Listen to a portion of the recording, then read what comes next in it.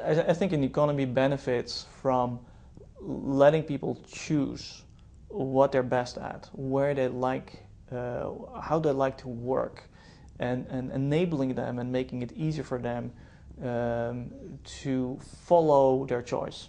I myself work very often not in an office or in a particular office, and use Skype and other means in order to stay connected to a project team, for example.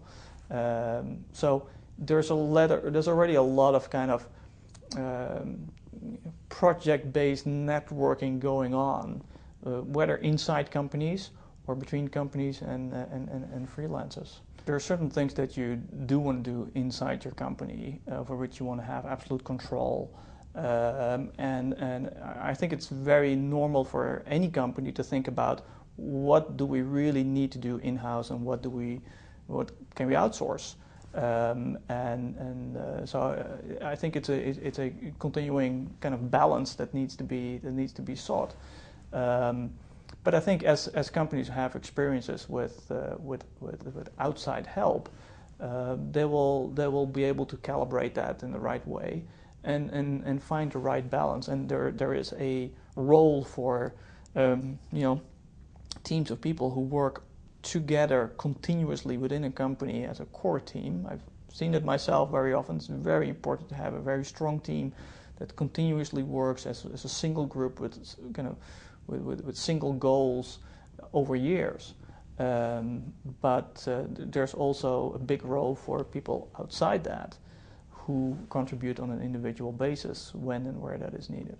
The companies I work with, Skype and eBay, we very often had people in on a freelance basis that worked very often remotely on marketing campaigns, on product design, on technology design issues.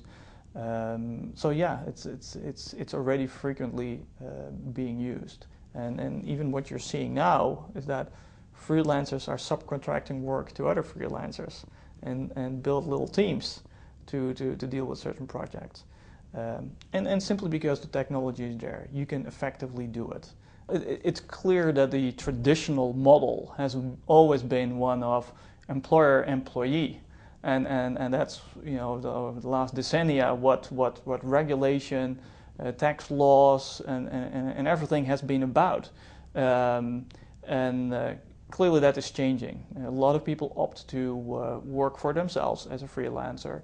And it would be enormously helpful if, not just on the side of regulation and taxation, but also on the practical side of how do you get your accounting done, for example. If there are ways to make this easier for people, because let's not forget, if people can make themselves more productive by being a freelancer than by being an employee, it's in everybody's interest. It adds to economic growth. That then will add to your tax base, and it will add to all the good things on the financial side and the economic side. But maybe even more importantly is on the other side of the equation, where if people are given a choice and they can follow the type of career that they want or that is best suited for them, chances are they'll be a bit happier, or their chances of being happier are greater. If you enable people to do the things that they want to do in a way that they want to do it, and thereby giving a lot of flexibility to the economy, you will get faster turnaround of projects. You will get a more optimal usage of people's time, which is still the biggest asset for an economy. Is how do you use all those abilities of all those people in the best possible way?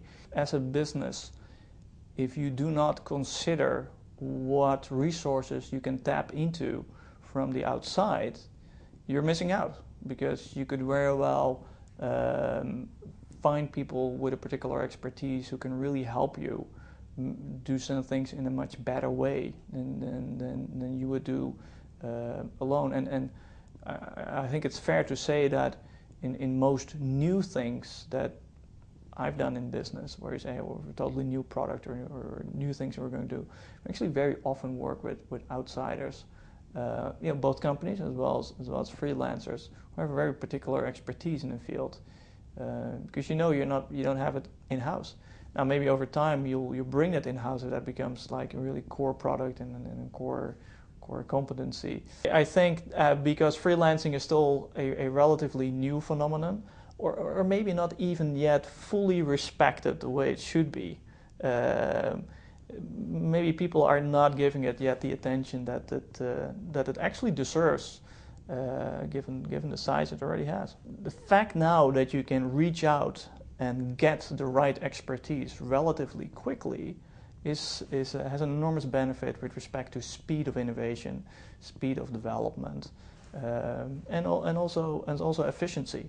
So there's a cost side, there's a speed side, and those things I think are incredibly important for any economy, and hence I think that the importance of this will increase over time. It's a trend that's probably not going to go away.